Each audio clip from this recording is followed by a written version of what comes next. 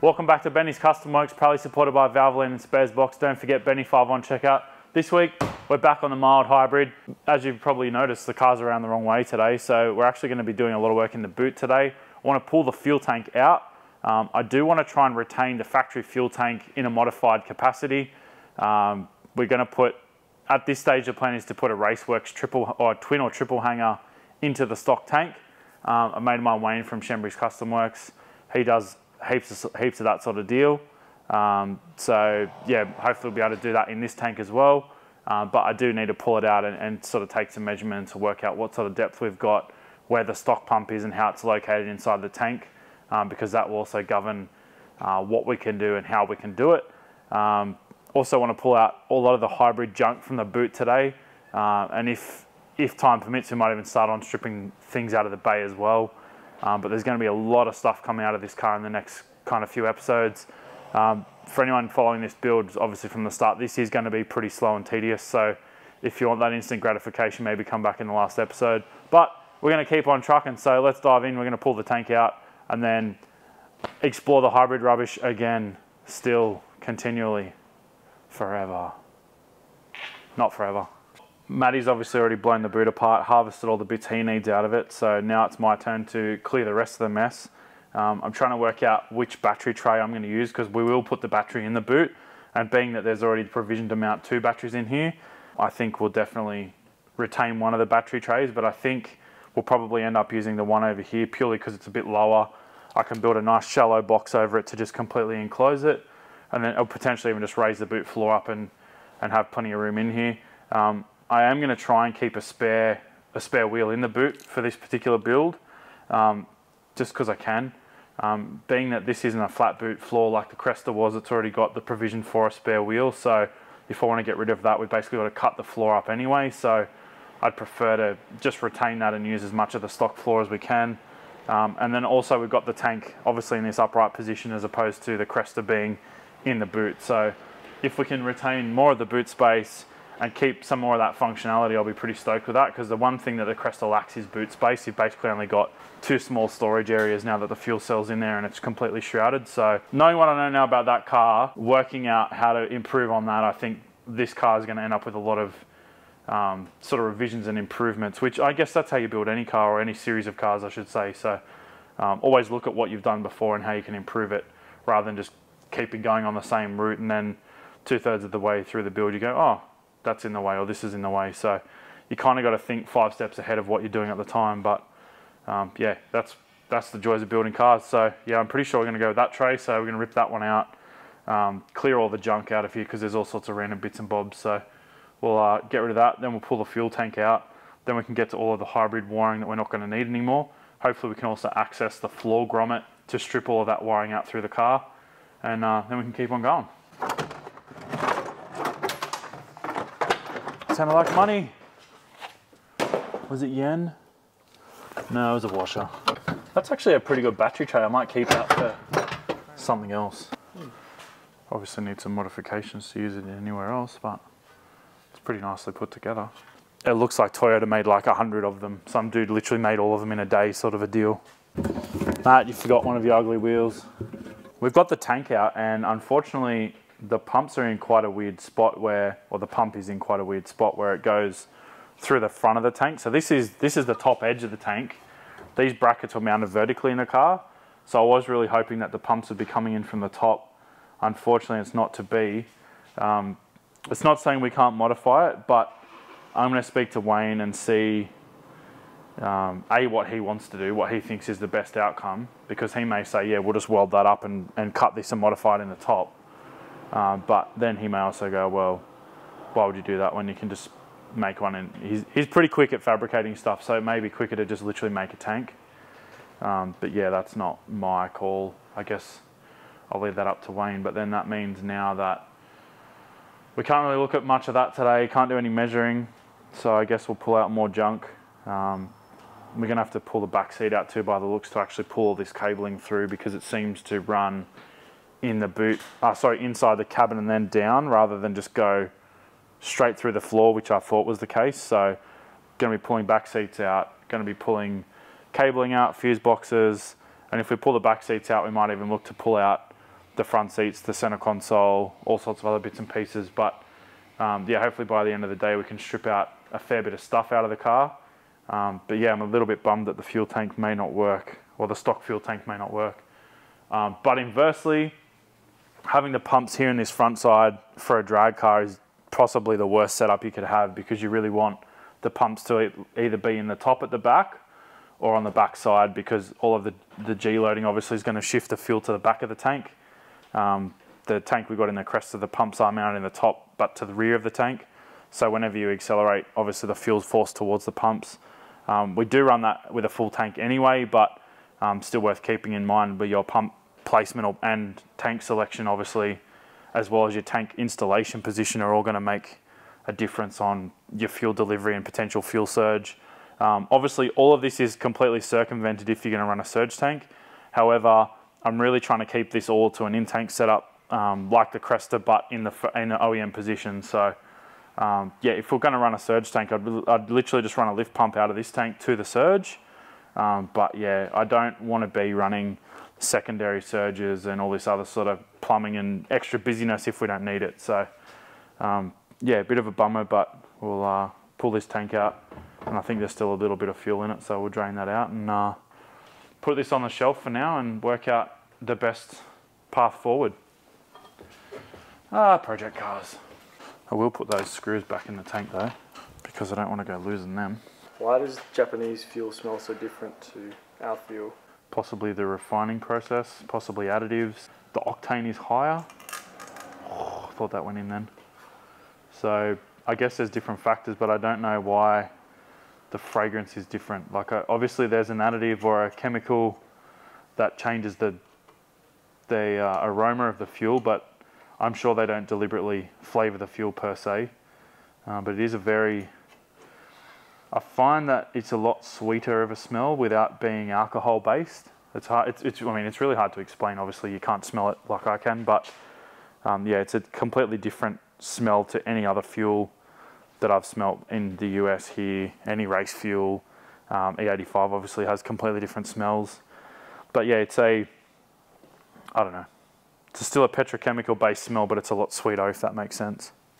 Stand here and talk about fuel smells all day. So much junk in here, like not even just hybrid junk, just typical of a half pulled apart car junk, like cable ties and random wiring. Like, what even was that for? It's clearly not factory.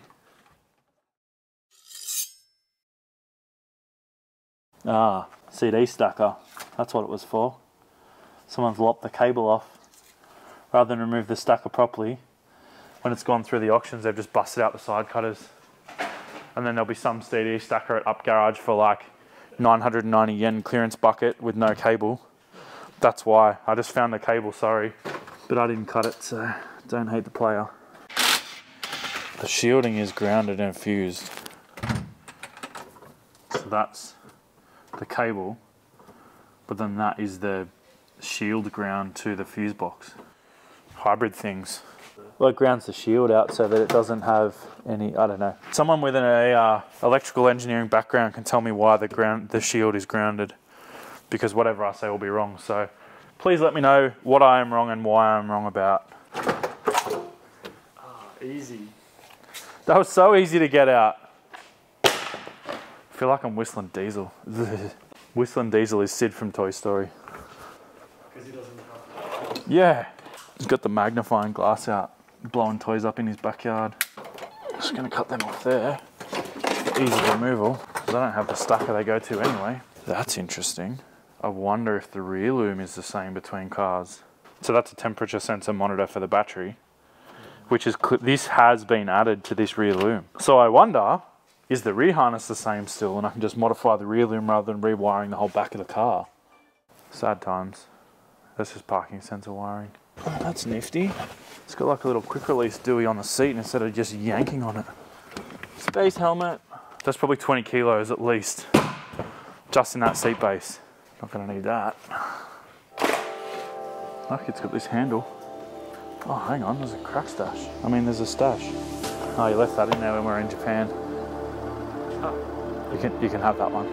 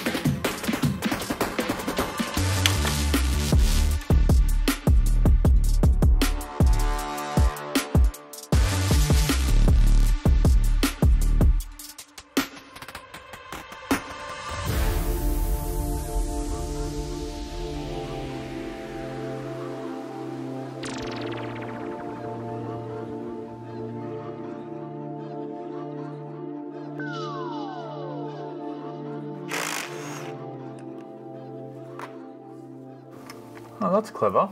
I'll put them back in because I'm hoping to retain these in the same way we retain the Cresta stock handbrake cables, and just modified the end on the brakes. I'll probably just replace the battery cable at this point and I'll run it through the cabin.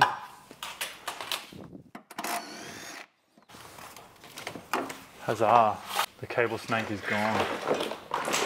Still gonna try and run the exhaust under the diff though. Well, I mean, the car's gonna be at heaps lower ride height than what it is now.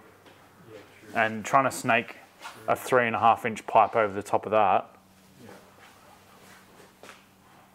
or 4 inch, whatever we end up making it out of. But I mean, there's plenty of real estate to go bringing stuff around. All these brackets we can cut off too. All these tabs and clips, and I'll probably leave these threaded ones, but I'll take these off because they're just going to be in the road.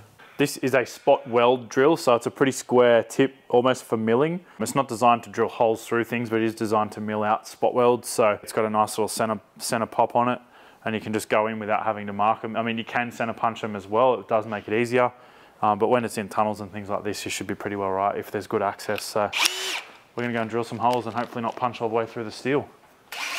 Famous last words. That was a neat one.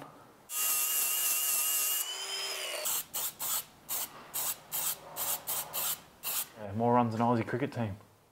Got him. Fortunately, because there was so much stuff mounted under this car, there are going to be a lot of provisions to mount our own accessories and fuel lines and potentially brake lines. I'll probably just retain the rear brake line anyway because it's a single deal anyway, so we can run it straight across and just tee it off on the diff like a normal solid axle setup. So yeah, there's going to be plenty of options to run stuff here. I'm also hoping to actually modify the Toyota handbrake cables in a similar way we did with the Cresta, because it worked really well between the wheelwood calipers and the factory Toyota handbrake cable with a different end on it. Super worst case, I may actually be able to get more of the MX-73 handbrake cables and just do the same thing again, because it looks like it's exactly the same through the floor section. The only thing may be that this cable may be longer because obviously there's this strip in the floor that's going to eat up some handbrake cable length. But yeah, we'll cross that bridge when we come to it. But worst case, we can definitely modify these and potentially put a new end on the sheath and a new eyelet on the end where the handbrake is pulled in the caliper. And then we'll have a handbrake and all sorts of fun stuff. I've also just touched up these parts where I've cut off the brackets with some etch primer. This stuff's pretty good. It bites into the steel nice and tight. You can give it a quick flick with paint if you like. I will definitely paint over it because this stuff, from memory, this absorbs water, so you need to seal it up properly. But it does give a good base to put some paint over the top of. So highly recommend a good etch primer when you are doing bare metal stuff. Unless you're welding it, then use weld through. But that's a different product. We've come to the point in the project where you pull all the junk out, and we've got a lot of that done today. Unfortunately, the fuel tank didn't work out the way I'd hoped, so we're probably going to have to get a complete new one fabricated. But I think it will be a much better setup done that way. Yeah, there's heaps of bits out. We've got all of our hybrid cabling out, so that's all gone. Our normal 12-volt starter cable was actually in that loom as well. I toyed with retaining that. However, I think I'm just going to run an all-new cable run. Then I just know it's all new. Being that this thing's going to be a drag and drive car as well, you want the thing to be ultra reliable. So even though this thing's only 20 years old, a lot can happen to a cable in 20 years. So yeah, hopefully by just replacing everything and going forward with a whole new setup, it'll be much more reliable. Same thing, we've got all these kind of random fuse boxes and stuff. They were in the back of the car for some of the hybrid system, and I toyed with keeping them and trying to repurpose them, but realistically, I think it's going to be more work trying to repurpose that than wiring in a PD16. So the current plan is actually to put a PD16 in the back and R5 in the front. The PD16 will do all the rear lights. It'll do a flex fuel sensor. It'll do the fuel pumps. What else will it do? It won't do the drive shaft sensor because that will need to be wired directly to the R5. Probably do rear shock travel sensors with it. So we're going to have tons of I/O in the back of the car. our fuel level. We can wire fuel level directly to the PD16, which will then communicate all of these things via CAN to the R5, much in the same way the taillights will be communicated via CAN. So many of our cables won't actually need to run to the front of the car. So all of our lighting circuit's actually going to be controlled in the boot, and then the front lighting circuit will be controlled by the R5 also. So yeah, pretty exciting to sort of explore this. I've said it a few times before, I'm going to try and wire a lot of this myself. I'm thinking I will retain the rear loom for all the lighting and whatnot. I'll just basically pick out what I don't need, because this stuff is not critical, and lighting, it's all working. So yeah, I think we'll just retain that and move forward with the PD16 install. So hopefully we'll get some of that hardware soon and start playing with it and looking at mounting options. Yeah, because there's plenty of real estate, and even getting a battery in and a main cable to the front, and also getting our fuel system at least plumbed from bulkhead to bulkhead. So at this stage, I'm going to be putting a bulkhead in the floor for the supply and the return. We're going to run -10 supply and a -8 return. The -10 will split into twin -8s under the inlet manifold somewhere. The fuel system is basically going to be a replica of the Cresta system. The one thing we can't get, however, is the Deca 2400cc injectors. Those have been discontinued by Siemens or VDO. No idea why. They're probably the best motorsport injector I've used. They're super reliable. So I'm hoping that maybe they're just bringing out a better version, or there's some sort of revision that they're going to make and then they'll come back to market, because yeah, at the moment we're running them in the Cresta and the Mustang. So it'd be nice to be able to retain some parts compatibility. Even though obviously we've gone to a 2J instead of a Barra in this car, I still want to be able to swap as many parts between cars as possible, especially once they're both in the same country. If we're running one car and need some bits, we can always cherry pick something out of another car and swap it over. But yeah, if injectors and stuff like that starts to become an availability issue, we may actually put different injectors in the Cresta and the Mustang. So that's a consideration going forward to look at too, because drag and drives, obviously you're in the middle of nowhere sometimes sharing parts with other people, and they may not have those injectors going forward either. So yeah, definitely kind of puts a spanner in the works as far as that goes, because yeah, they've been a rock solid injector. We've had different injectors in the car before, and those have just been fantastic. So I'm really hoping to get a set of those into these as well. But this has been a really long chat, and longer than I had anticipated. So we're going to pack it up here. Next episode, we're going to be pulling all of the front interior out, including the dashboard and the carpet. We're also potentially going to look at mounting our M&M shifter and looking at some other integrations in the interior. So lots more to come on the Crown. It is going to be a tedious one. I know I've mentioned that a few times before, but yeah, we'll be plugging away on this thing because it's going to be a long-term deal. I'm also going to be in the US pretty soon, so hopefully I can get it to Paulie beforehand and he can kind of chip away on it, which may or may not mean some of that will get filmed. Hopefully Gian can come up and shoot a day here and there and slowly kind of cover some of it, but yeah, it's definitely going to be a long project. So stay tuned, hope you're enjoying it, and we'll see you next time. Thanks guys.